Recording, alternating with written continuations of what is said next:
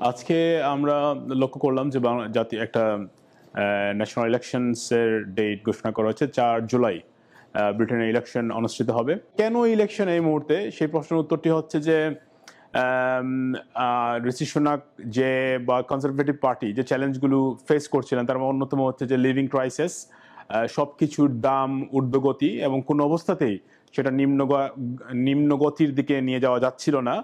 এবং অন্যতম আরেকটি বিষয় হচ্ছে যে এনএইচএস এর যে সমস্যাগুলো সেটা প্রকট আকার ধারণ করেছে।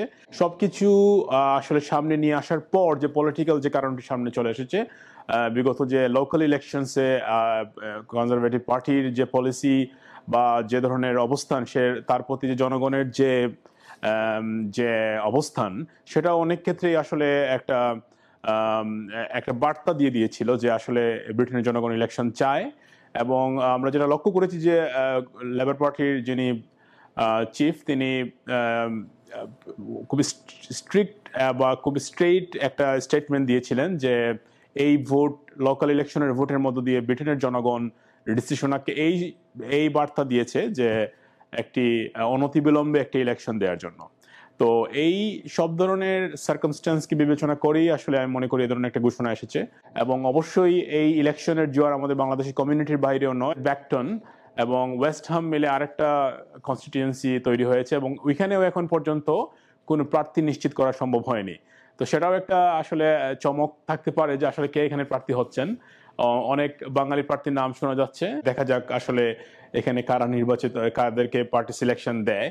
তো আমরা এটা বলতে পারি যে আগামী ইলেকশনে আমরা আরো কয়েকজন বাঙালি এমপি দেখতে পারি, হয়তোবা আমরা আরো কিছু নতুন মুখ এবার দেখতে পারবো, তার একটা প্রকট সম্ভাবনা আছে।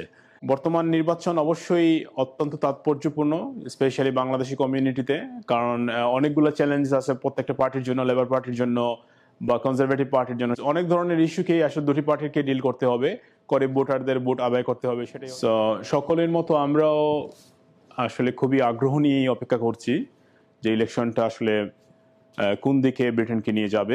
অনেক প্রতিশ্রুতি আমরা দুটি পার্টি থেকে শুনছি এবং লেবার পার্টি সবসময় বলে আসছে যে 14 বৎসর কনজারভেটিভের যে শাসন ব্যবস্থা, সেটা অনেকটা ব্রিটেনকে আজকের এই ভঙ্গুর অবস্থায় নিয়ে এসেছে।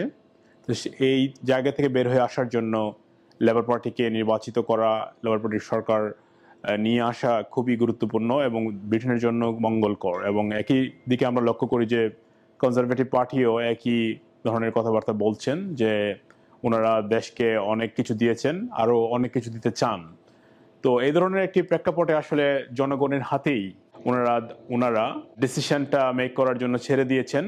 জনগণ কাকে ভালোবাসবে, কার কথাগুলো পছন্দ করলো, তার উপর ভিত্তি করে জনগণ যে রায় দিবে, তারই একটি আসলে আয়োজন বলতে পারি আমি। Thank you.